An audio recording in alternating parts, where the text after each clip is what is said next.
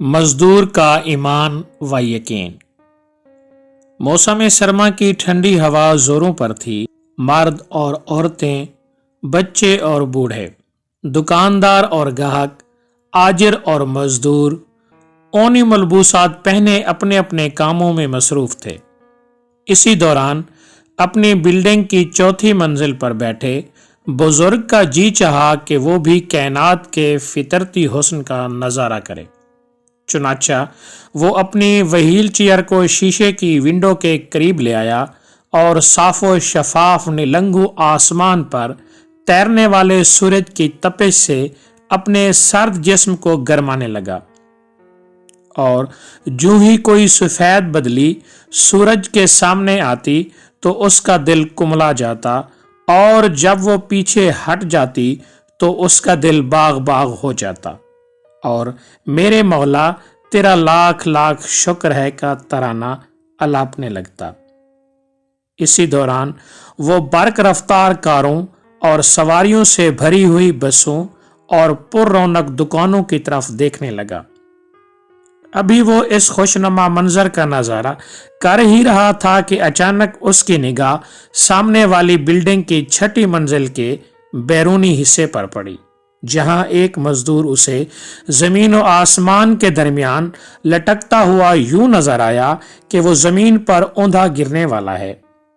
उसने देखा कि इस बेचारे ने हलाल लुकमे से पेट की आग बुझाने के लिए कमंद से अपनी कमर बांधी हुई है और उसके जरिए 8वीं मंजिल से लटक कर छठी मंजिल के करीब हिस्से की रगड़ाई कर रहा है, और खून मुंजमद कर देने वाली शदीद ठंडी हवा उसके जिस्म से आर पार हो रही है।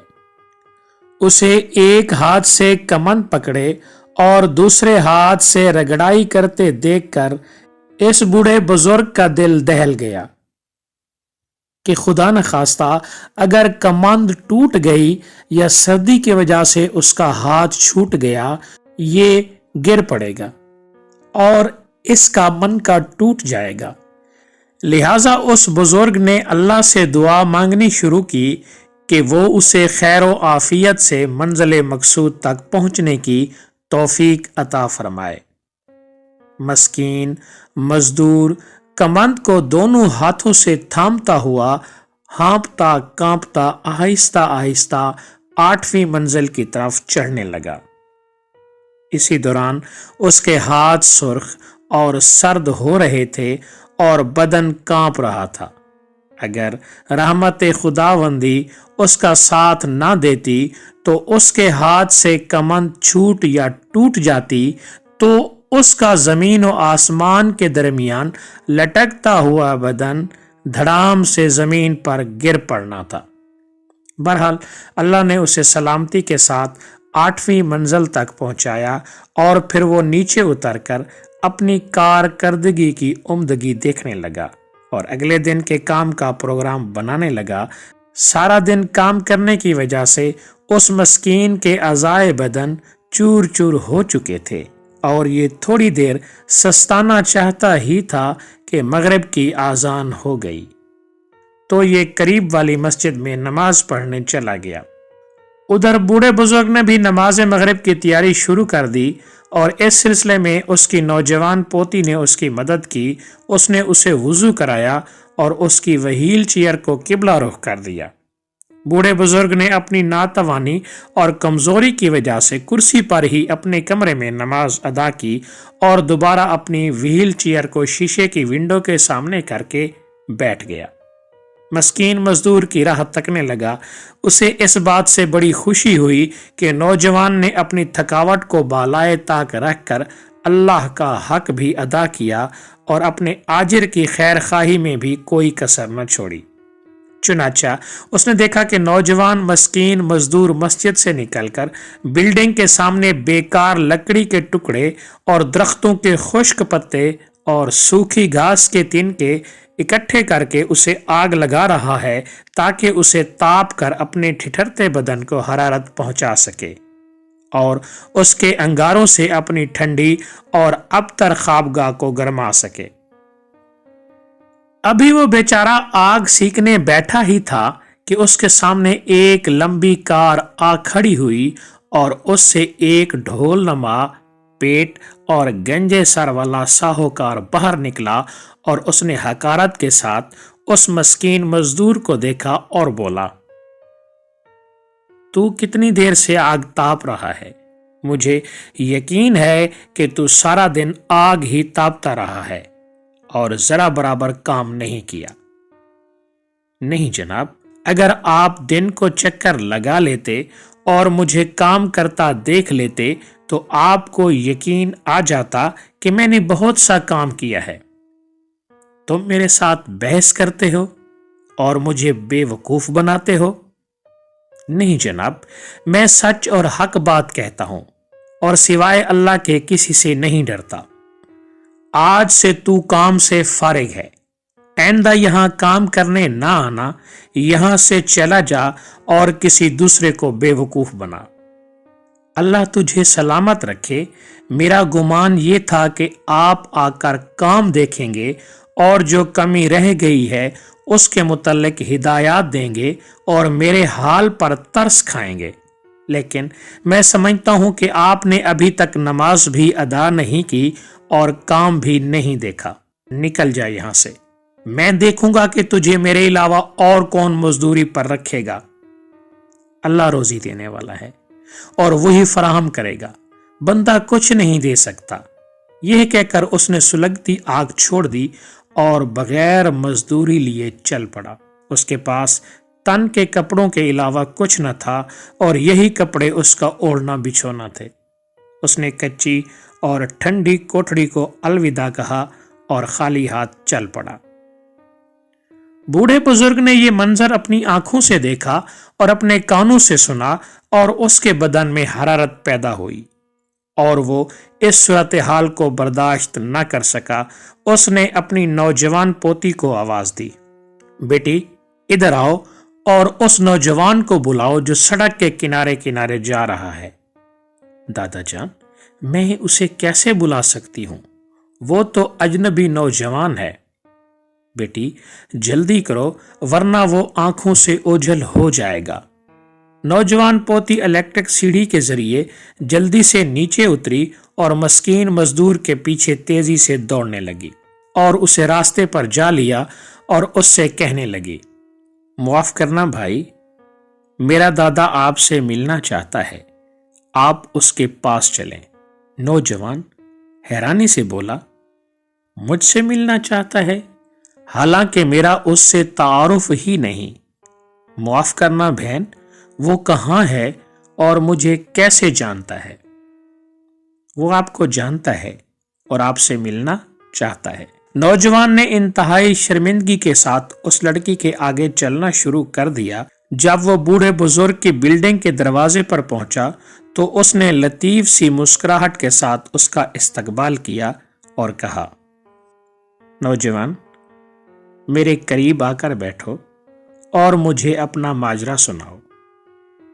محترم، آپ مجھے پہلے کبھی نظر نہیں آئے، آپ مجھے کیسے جانتے ہیں؟ میں آپ کو اس دن سے جانتا ہوں جس دن سے آپ نے اس نئی بلڈنگ میں کام کرنا شروع کیا۔ چند منٹ پہلے جو کچھ ہوا آپ کو اس کا علم ہے؟ ہاں، اور اسی لیے تو میں نے آپ کو بلایا ہے۔ نوجوان نے سر نیچے جھکا لیا اور اس کی آنکھوں سے آنسو بہنے لگے اور وہ یوں گویا ہوا، اے محترم بزرگ، میری سمجھ میں نہیں آ رہا کہ میں آپ کو کیا بتاؤں۔ میں حلال روزی کی تلاش کرنے کی غرض سے اسلامی عربی ملک چھوڑ کر یہاں آیا ہوں۔ بیمار والد اور بوڑھی والدہ اور بہنوں کا میں وحد کفیل ہوں۔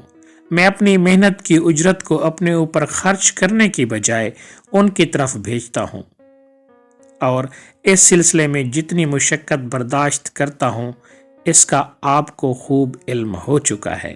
مجھے اس سلسلے میں جتنی مشقت اٹھانی پڑتی ہے اس کا شکوہ کرنا حرام سمجھتا ہوں، لیکن مجھے دکھ اس بات کا ہے کہ اس طرح سے حلال روزی کمانے والے کو حقارت کی اور یہ گھٹیا سلوک کرنے والے کوئی کافر یا ملحد نہیں بلکہ ہمارے مسلمان سیٹھ ہی ہیں۔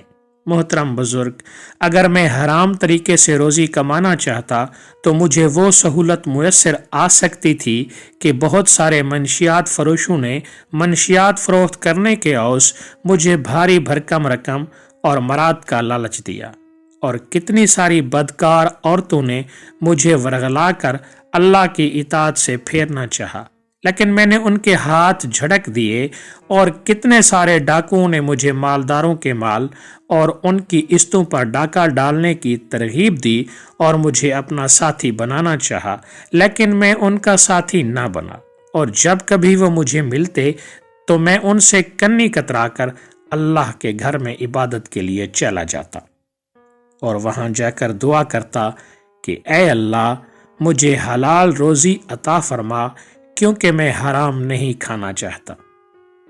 اس کے بعد میں قرآن کی تلاوت کرتا تو اپنے دل میں سکون محسوس کرتا اور روزی کمانے کے لیے نکل پڑتا، اور اس کی خاطر حلال کسب میں آر محسوس نہ کرتا، اگرچہ لوگ اسے کتنا ہی حقیر سمجھتے ہوں اور کم مزدوری کی وجہ سے اس کے قریب نہ جاتے ہوں۔ اسی دوران شیخ نے اپنی پوتی سے عشاء کا کھانا لانے کا حکم دیا۔ وہ فوراً کھانا لے کر اپنے دادا جان کے پاس حاضر ہو گئی، حالانکہ وہ اجنبی نوجوان کی اپنے گھر میں موجودگی کی وجہ سے پریشان بھی تھی، لیکن شیخ نے نوجوان مزدور کو اپنے ساتھ کھانا تناول کرنے کی دعوت دی۔ جب نوجوان نے کھانا کھا لیا تو اللہ کا شکر ادا کیا اور واپس جانے کی اجازت طلب کی، لیکن شیخ نے اسے اپنے پاس بٹھا لیا اور اس سے میٹھی اور نرم گفتگو کرتے ہوئے کہا، اے نوجوان، تو نے جو یہ باتیں کی ہیں اگر سچ اور حق ہیں تو بہترین مسلمان ہے، اور میں چاہتا ہوں کہ تیرے ساتھ رشتہ داری قائم کر لوں۔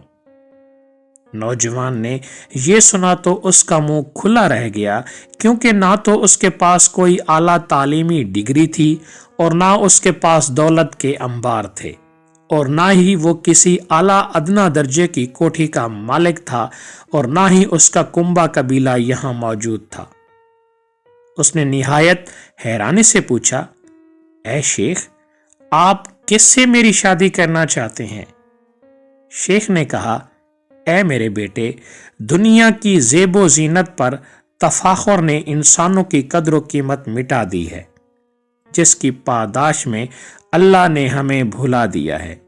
اے میرے بیٹے، میں تیری شادی اپنی پوتی سے کرنا چاہتا ہوں، تاکہ وہ اس دنیا میں تیری تنہائی اور وحشت میں تیری معاون ہو۔ نوجوان اس کو یوں سن رہا تھا گویا وہ خواب دیکھ رہا ہو۔ اس نے اپنی آنکھوں پر اچھی طرح ہاتھ پھیرا اور اسے حقیقت سمجھتے ہوئے بولا، یہ کیسے اور کہاں اور کب ہوگا؟ شیخ نے کہا، انشاءاللہ صبح ہم رجسٹرار کو بلا کر عقد رجسٹر کروا لیں، آپ یہیں رات بسر کریں، لیکن عقد سے پہلے لڑکی سے اس کی موافقت ضروری ہے۔ اس کے بعد شیخ نے اپنی پوتی کو بلایا اور پوچھا، بیٹی، اس نوجوان سے شادی کے متعلق تیری کیا رائے ہے؟ اس نے حیا سے اپنی نگاہیں زمین پر گاڑ دیں اور خاموشی سے رضامندی کا اظہار کر دیا۔